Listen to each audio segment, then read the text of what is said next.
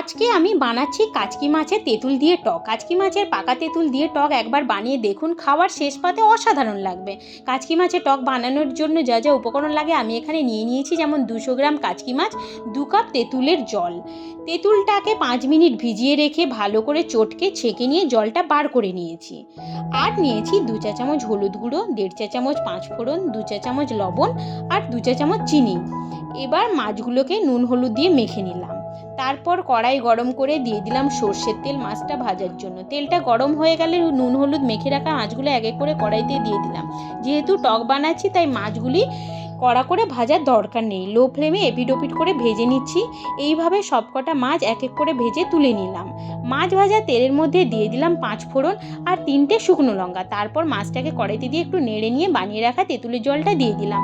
তার উপর থেকে দিয়ে দিলাম হলুদ গুঁড়ো, পরিমাণ মতো নুন। যেহেতু টক বানাচ্ছি তেলের পরিমাণও কম লাগে আর সময়ও খুব অল্প লাগে। তো এবার গ্যাসের ফ্লেমটাকে হাই করে 5 মিনিট ফুটতে দিলাম। টক তো সবারই প্রিয় হয়, আর ছোটো মাছের হলে তো এসাদের কোনো তুলনাই নেই। এবার ফুটে এসেছে, ওপর থেকে দিয়ে দিলাম চিনি, তারপর নামিয়ে নিলাম। তো আপনারাও বাড়িতে বানিয়ে ফেলুন, শেষ পাতে টকের স্বাদ নিন। আর হ্যাঁ, কেমন লাগলো কমেন্টে অবশ্যই জানাবেন। টাটা।